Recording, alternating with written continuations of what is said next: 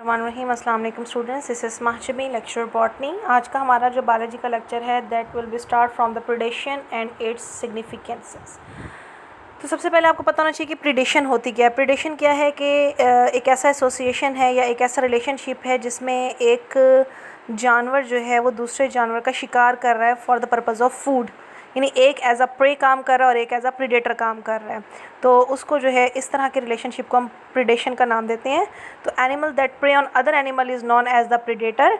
A predator is a consumer, यानी predator कभी भी प्रोड्यूसर नहीं होता, ये हमेशा कंज्यूमर होता है क्योंकि ये दूसरे एनिमल को खा रहा होता है। The animal that is caught and eaten is the prey, और जिसको पकड़ा जा रहा है, जिसको खाया जा रहा है, दैट इज़ प्रे। लाइक अगर मैं आपको एग्जांपल दूं कि एक कैट है, उसने एक स्पैरो का शिकार किया, तो स्पैरो जो है यहाँ पर प्रे हो जाएगी और जो कैट है दैट वुड बी प्रीडेटर।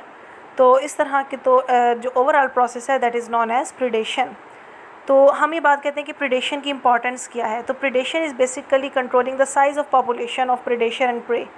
तो ये जो एक ऐसा रिलेशनशिप है जो कि एक दूसरे के साइज़ को कंट्रोल कर रहा है। The size of each population is determined by the size of the other, यानी अगर आप कहते हैं कि पॉपुलेशन का साइज़ कितना है तो आप, यानी प्रेडेटर का साइज़ कितना है तो आप प्रे के साइज़ के हिसाब से बता सकते हैं। If the number of prey is large this leads to an increase in the number of predator, यानी अगर प्रे ज़्यादा होंगे तो ऑब्वियस बात है कि प्रेडेटर ज़्यादा हो जाएंगे क्योंकि फूड जो है वो ज़्यादा मिल रही होगी।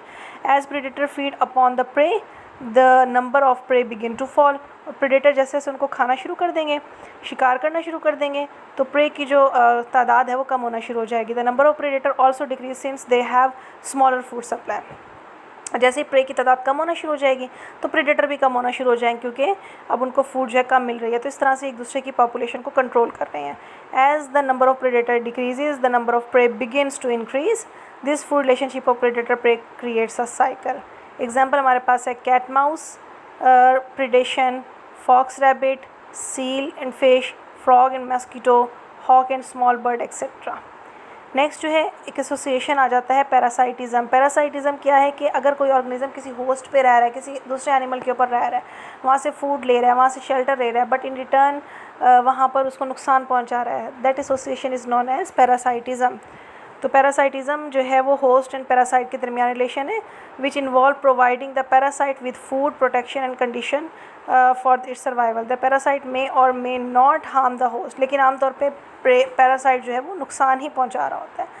Disease in living organisms which are caused by parasite all the infestation, ये शॉर्ट क्वेश्चन में आपसे पूछे जा सकते हैं। इन्फेस्टेशन क्या है? वो तमाम की तमाम बीमारियाँ जो किसी पैरासाइट की वजह से होती हैं उनको हम इन्फेस्टेशन कहते हैं। तो पैरासाइट जो है वो दो तरह के हो सकते हैं, they may be ectoparasite, they may be endoparasite, depend करता है कि वो कहाँ पर रह रहे हैं। If they are living outside the body of the host then they are known as ectoparasite. Example जो हमारे पास फंगस आ जाती है which cause dandruff in the hair. Endoparasite जो है वो क्या है? They are living inside the body of the host, for example tape warm in the intestine of man. Next is symbiosis. Symbiosis क्या है? It is an association between two organisms which bring benefit to both the organism, दोनों को फ़ायदा पहुंचा रहा है। तो इसमें आपको एग्जांपल दी हुई है रूट नोड्यूल्स एंड माइकोराइजा की। रूट नोड्यूल जो है लिग्यूम प्लांट्स के अंदर आपको मिलते हैं, लाइक पी प्लांट में, बीन प्लांट में मिलते हैं। Are the host to symbiote bacteria, यानी बैक्टीरिया जो है वो रूट नोड्यूल्स बनाने में हेल्प आउट कर रही हैं which inhibit the root forming root nodules. The bacteria in the root nodule fix nitrogen in the soil. अब हम कहते हैं जी फ़ायदा पहुँच रहा है। क्या फ़ायदा है?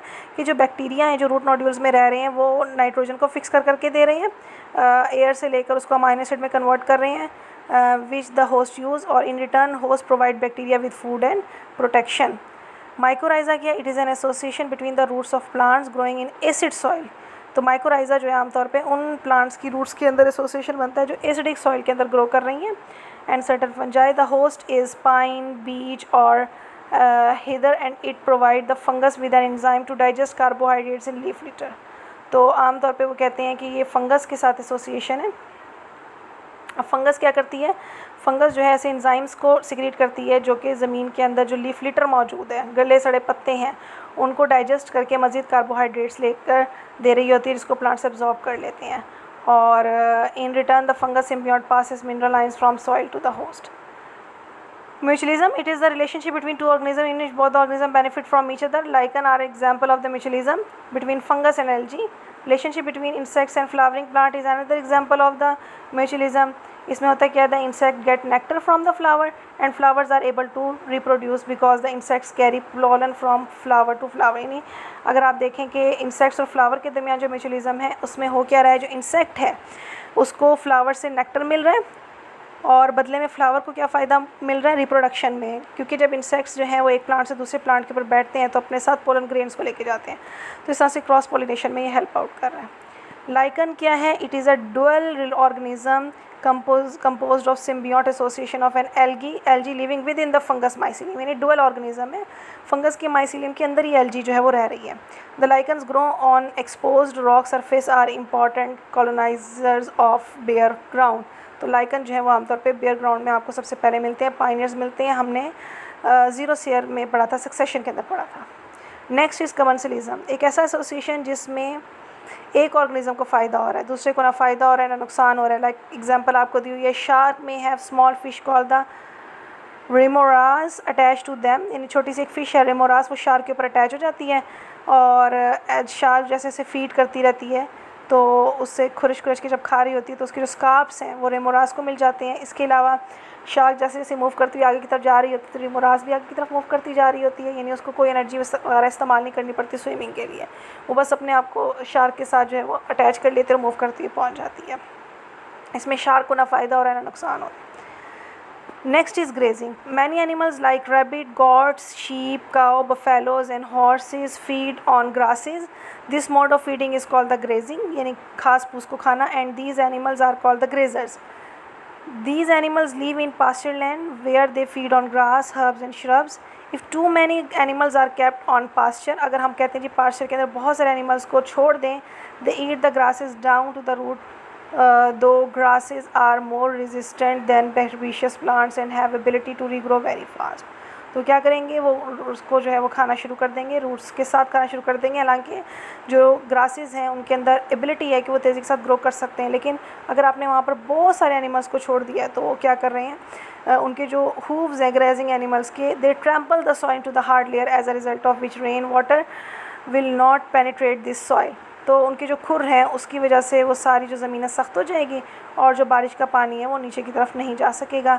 In it run of from the upper surface removing the top soil with it, तो वो अपने साथ टॉप सॉइल को भी लेके जाएगा। The final result of over grazing is totally barren land. Grazing is very important factor in determining the ecosystem. Moderate grazing is very harmful to maintain the grassland ecosystem. It destroys the competitors and help the grass to grow well. Overgrazing may lead to the transformation of grassland into a desert, और अगर बहुत ज़्यादा grazing हो जाए तो वो desert में भी convert हो सकती है grassland जो है। Biogeochemical cycles. The chemical elements essential for life in living organisms are called the biogenic elements। यानी वो तमाम के तमाम elements जिनकी केमिकल एलिमेंट जिनकी ज़रूरत है बॉडी को, उनको आप बायो एलिमेंट्स या फिर न्यूट्रिएंट्स एलिमेंट्स या फिर बायोजेनिक एलिमेंट्स का नाम दे सकते हो। ये आपके पास दो तरह की हैं, macronutrients and micronutrients. Macronutrients are those elements which are required by organism in large amount like water, carbon, hydrogen, oxygen, nitrogen, phosphorus, sulphur and calcium. And micronutrients are elements required by the organism in small quantity or in trace amount like zinc, molybdenum, iron, iodine. The nutrient cycles are also called the biogeochemical cycle as the nutrient move from living to living portion of the ecosystem in cyclic manner। तो इस तरह से वो तमाम के तमाम elements जो कि लिविंग ऑर्गेनिज्म के अंदर हिस्सा ले रही हैं या लिविंग से नॉन लिविंग में जा रहे हैं, नॉन लिविंग से लिविंग में ट्रांसफ़र हो रहे हैं, उनको भी जो है वो आप उसमें न्यूट्रिएंट साइकिल के अंदर शामिल कर सकते हो। तो न्यूट्रिएंट साइकिल के अंदर जो सबसे पहला साइकिल आपके साथ डिस्कस किया हुआ है, एक ही साइकिल आपके साथ डिस्कस किया हुआ है, दैट इज़ नाइट्रोजन साइकिल। तो नाइट्रोजन का जो चीफ रिजर्वायर है वो एटमॉस्फेयर है। In fact nitrogen makeup 78% of the gases in atmosphere since most living things however cannot use elemental atmospheric nitrogen to make amino acids and other nitrogen containing compounds. They are depend on the nitrogen present in the soil minerals. तो इतनी ज़्यादा nitrogen होने के बावजूद भी जो है वो जो लिविंग ऑर्गेनिजम्स हैं they are not able to synthesise the amino acids from the atmospheric nitrogen. तो उसके लिए उन्हें सॉइल के अंदर जो है मिनरल्स की शक्ल में नाइट्रोजन की ज़रूरत होती है। सो despite the abundance of nitrogen in the atmosphere, shortage of nitrogen in the soil is often the major limiting factor in plant growth. अब क्या एटमॉस्फेयर में तो नाइट्रोजन बहुत ज़्यादा है, लेकिन सॉइल के अंदर जो है वो इसकी कमी है। The process by which this limited amount of nitrogen is circulated and recirculated throughout the world of living organism is known as the nitrogen cycle. तो क्या है कि किस तरह से वो डिस्ट्रीब्यूट होती जा रही है, उसको आप नाइट्रोजन साइकिल का नाम देते हो। तुम्हारे पास नाइट्रोजन साइकिल में 3 बेसिक प्रिंसिपल हैं, ammonification, nitrification and assimilation. Much of the nitrogen found in the soil is the result of the decomposition of the organic material. तो सॉइल के अंदर आमतौर पे जो नाइट्रोजन है वो ऑर्गेनिक मटेरियल की डिकम्पोजिशन के नतीजे में बन रही है in the form of complex organic compound such as protein, amino acids, nucleic acid and nucleotides. These nitrogenous compounds are usually rapidly decomposed to the simple compound by soil dwelling organism, chiefly bacteria and fungi। तो क्या है, ये जो nucleic acid वगैरह के अंदर nitrogenous compound है, इनकी डिकम्पोजिशन हो जाती है फंगस और बैक्टीरिया के ज़रिए।